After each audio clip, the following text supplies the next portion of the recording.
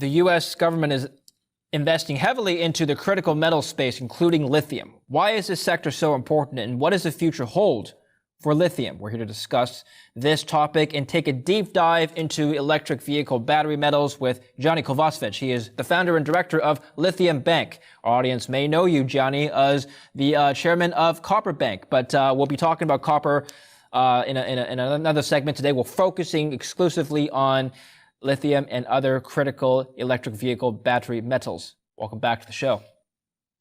Very timely, David, and that's what we're going to talk about. People would have seen the headline where Elon Musk about 2 weeks ago said, hey right. Guys, if you're in business, if you want to make a lot of money, get into the lithium game, get into the lithium business.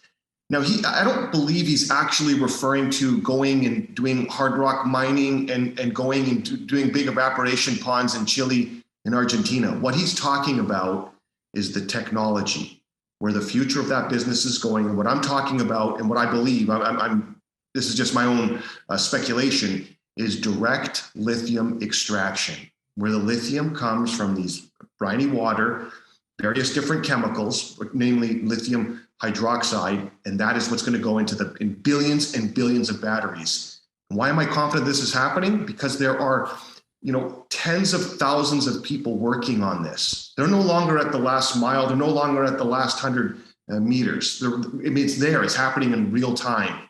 The future is now, and this is a big headline, and that's what LithiumBank is all about. Let's start with some other big headlines. So I'm just going to read something from CNN here. Biden administration making $3 billion investment in lithium-ion battery production. This news came out today. The first paragraph, President Joe Biden is building on his electric vehicle goal with a $3 billion investment Monday aimed at boosting the U.S. supply of lithium-ion batteries through the bipartisan infrastructure package. Now, here is a statement from a Biden advisor, Mitch Landrieu. And Landrieu, he said that to help make electric vehicles work, we need also to increase the production of lithium-ion batteries, and we need responsible and sustainable domestic sourcing of the critical materials used to make lithium-ion batteries, such as lithium, cobalt, nickel, and graphite. Shed some color for us now, Gianni. When he's talking about domestic sourcing of critical metals, he's not referring to, obviously, metals from abroad. I mean, those aren't domestic, but why is domestic sourcing so important? And importantly, where is the lithium coming from now? Well, that's exactly right, David. They want to have a North America solution.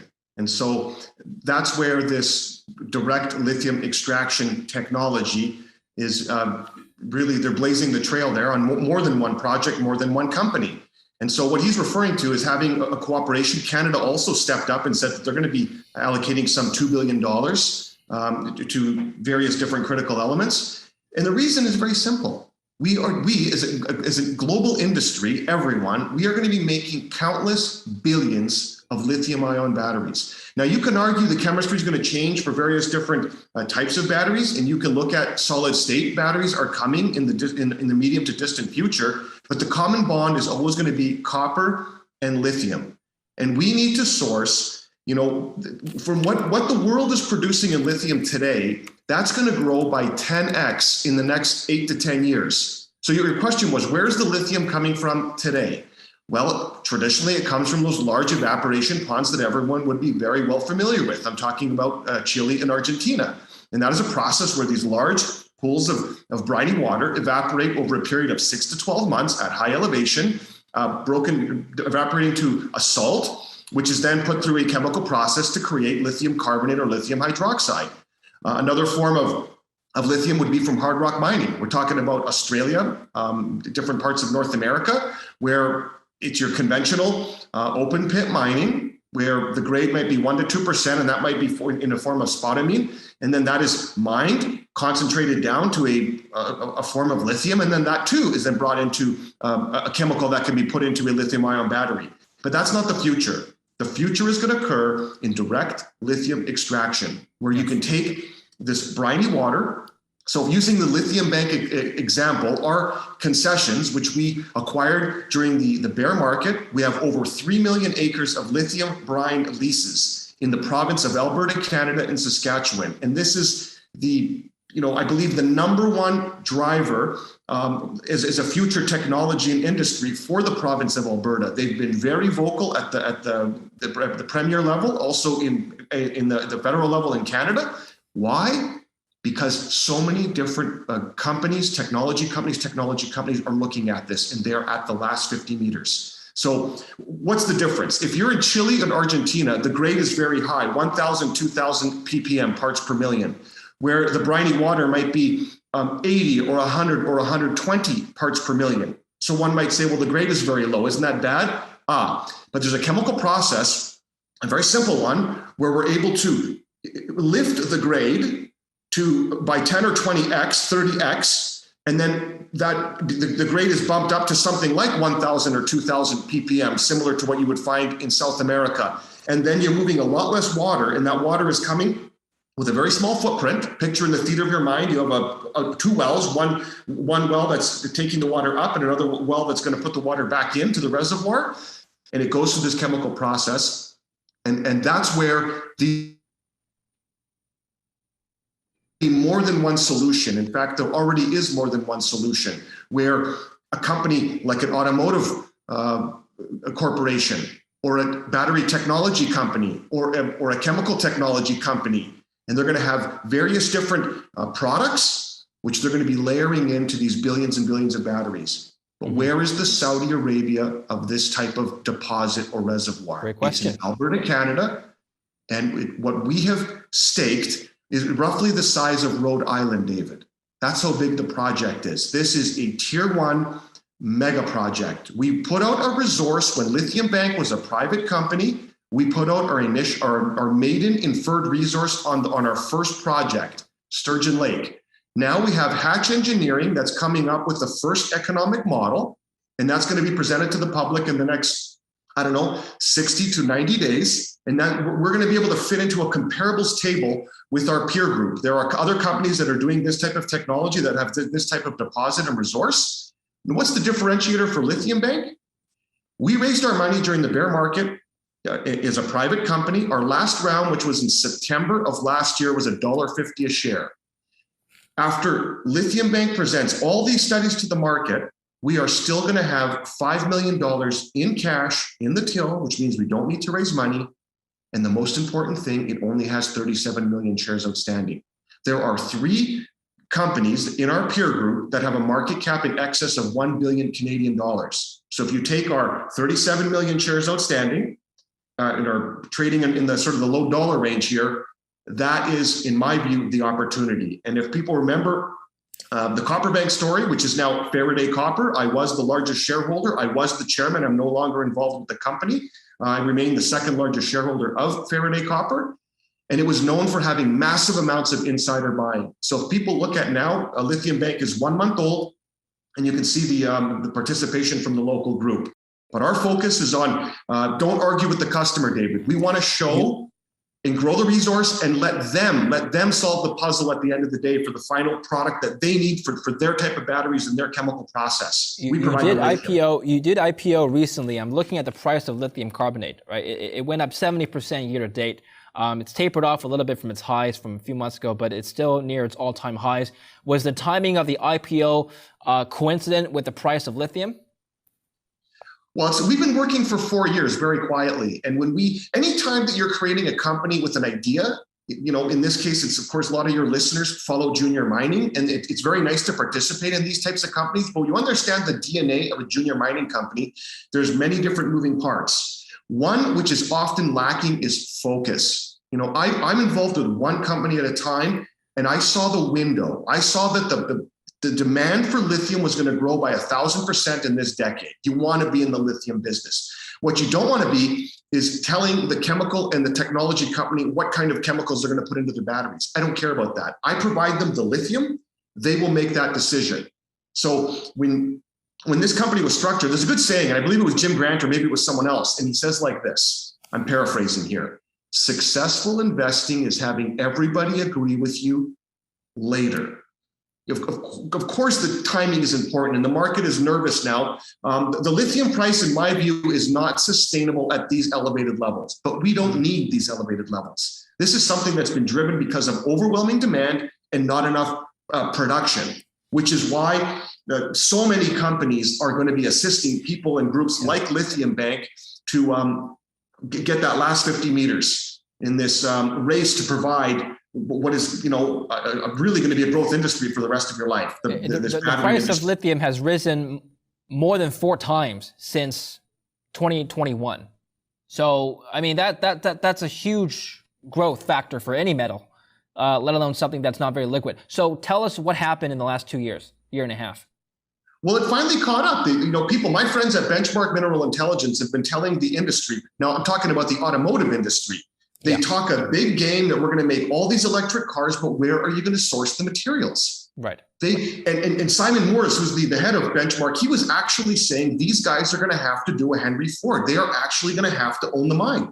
Because if you follow junior mining in this death cycle where they don't have the ability to get financed and the capex is so high, there's going to have to be an alliance between those that have the resource and those that require the resource. And I'm talking about the automotive industry. You've already seen that happen with various companies, with Ford and different people. And of course, the most relevant one we'll quote now is, Elon Musk telling people, many people, not just one company, but not just car companies, but technology and chemical companies, get into the lithium business. And I firmly believe, this is my opinion, they are not going to get into hard rock mining. They're not going to get into the quagmire of Chilean and Argentinian politics of salars, even though there has been activity there. They are looking at doing brines, underwater reservoirs, not just in Alberta, not just in Saskatchewan, there are other jurisdictions, but the Saudi Arabia of that type deposit just happens to be in Alberta, Canada, and where we're situated. Gianni, let's come back to the lithium industry and the automotive industry.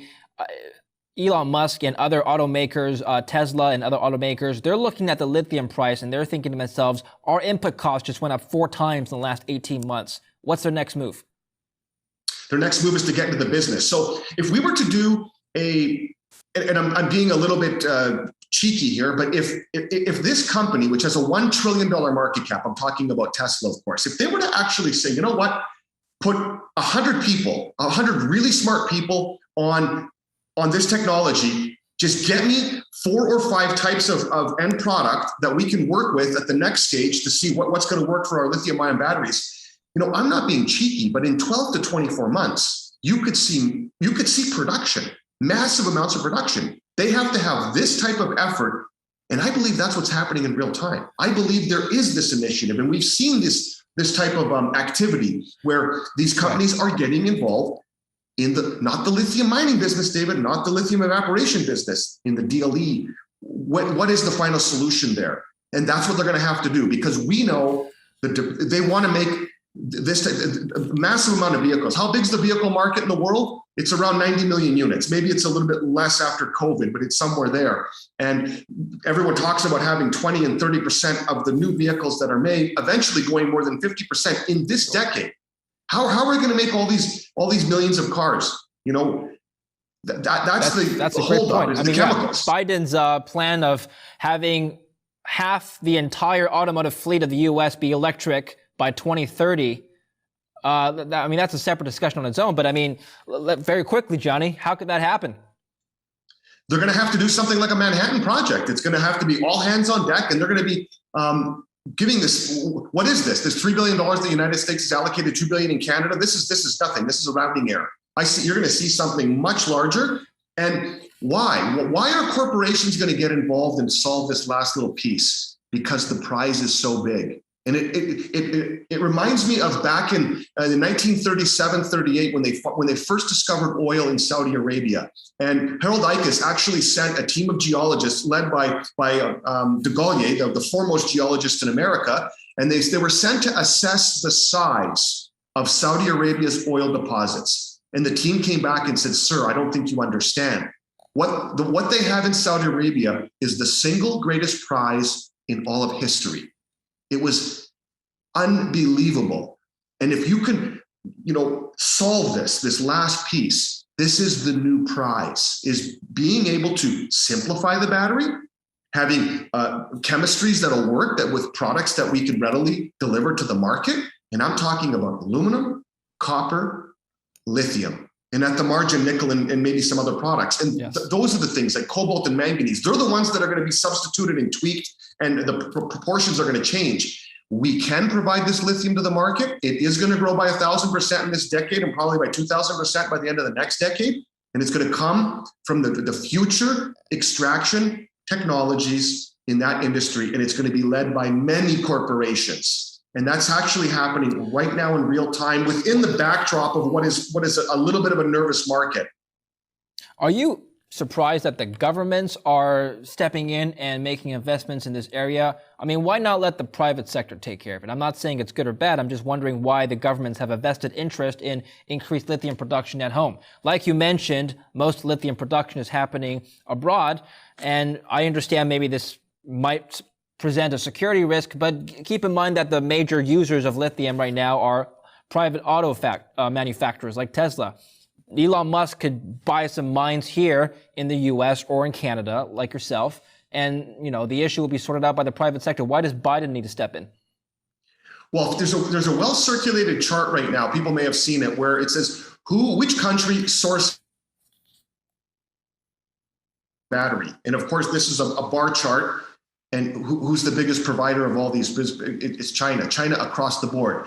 Why? Why do they want to get involved in this business? That's because we, as an industry, like we in North America, are beholden to other people, to other countries, to other jurisdictions. This is something you need to have the independence. At least get on your way to this independence. It is there. It is possible. It's going to be. There's something else that uranium, for example, they don't have the ability to enrich uranium. Right. For nuclear power plants and things like that. This is something that is done typically in Kazakhstan and Russia.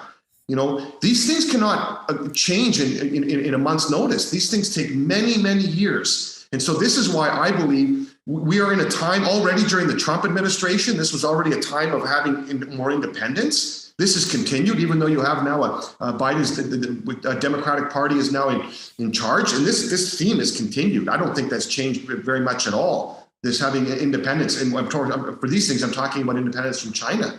So this is why it has to be a North America-wide solution. You could call it a pan-European American solution. And that's where 40% of the world's cars are made between Mexico, America, and Europe.